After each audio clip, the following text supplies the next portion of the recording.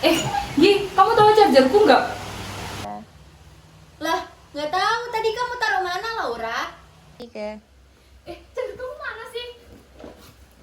Pinjam ya? Kok kamu lancang banget sih? Aku kan belum ngizinin. Apaan sih? Orang kita kan udah temenan lama, jadi udah biasa dong. Kok gitu sih? Itu namanya pelanggaran HAM tahu.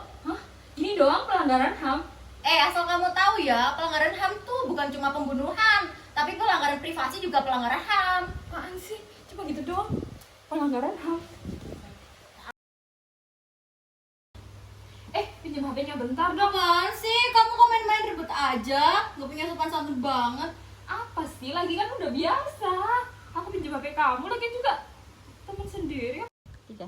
Asal kamu tahu ya, kamu tuh udah ngelanggar hak aman dan juga privasiku. Walau kita cuma temen, dan itu termasuk pelanggaran HAM. HAM lagi? Ini kan konteks kita temenan ya. Kalau HAM itu kan bukannya cuma buat negara doang.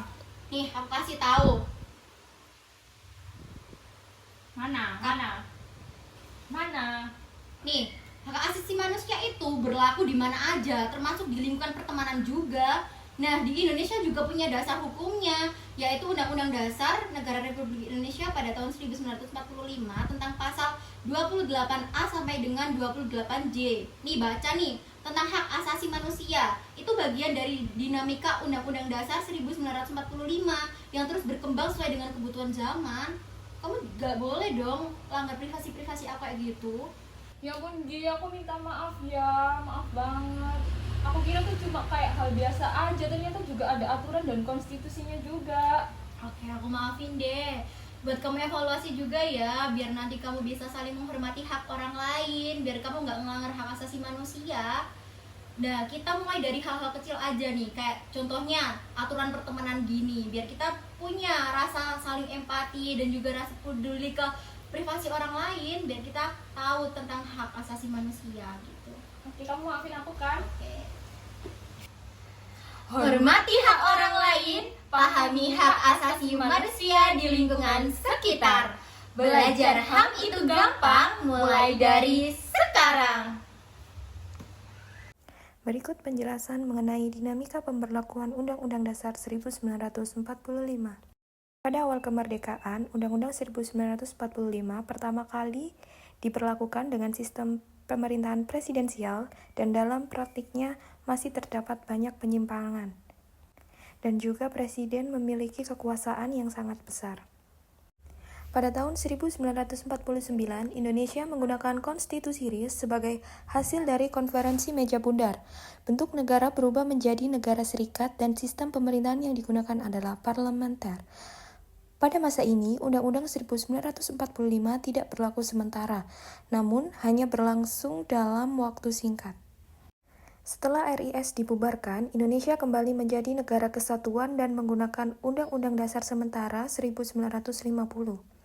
Sistem pemerintahan parlementer menyebabkan sering terjadinya pergantian kabinet, sehingga pemerintahan tidak stabil. Kondisi ini mendorong keinginan untuk kembali menggunakan Undang-Undang Dasar 1945. Kembali ke Undang-Undang Dasar 1945, melalui Dekrit Presiden 5 Juli 1959, dekrit ini menetapkan berlakunya kembali Undang-Undang Dasar 1945 dan mengakhiri Undang-Undang Dasar Sementara 1950. Sejak saat itu, Indonesia memasuki masa demokrasi terpemimpin. Pada masa Orde Baru, Undang-Undang 1945 dianggap sebagai konstitusi yang tidak boleh diubah atau disakralkan. Namun dalam praktiknya, kekuasaan presiden sangat dominan dan banyak terjadi penyimpangan terhadap nilai-nilai demokrasi, seperti lemahnya kontrol terhadap kekuasaan eksekutif. Nah, setelah reformasi 1998, dilakukan amandemen Undang-Undang Dasar 1945 sebanyak 4 kali. Amandemen ini bertujuan untuk memperbaiki sistem ketatanegaraan, membatasi kekuasaan presiden, memperkuat lembaga negara, serta menjamin hak asasi manusia dan prinsip demokrasi.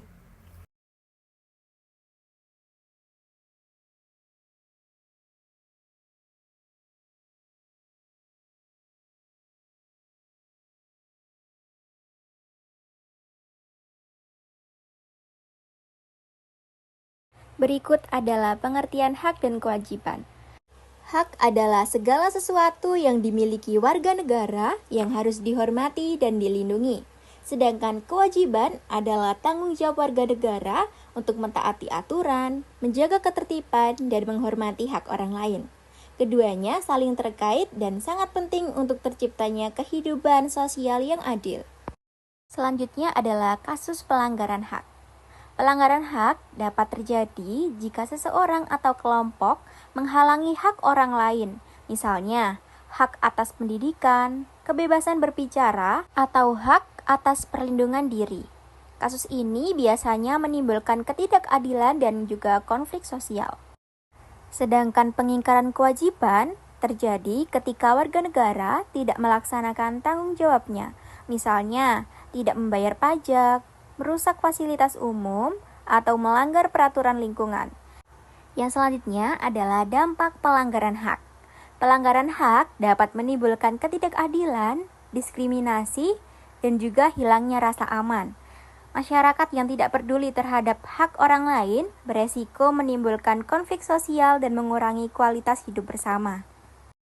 Sedangkan dampak pengingkaran kewajiban, yakni mengabaikan kewajiban, mengganggu ketertiban, menurunkan kepercayaan sosial, dan merugikan orang lain.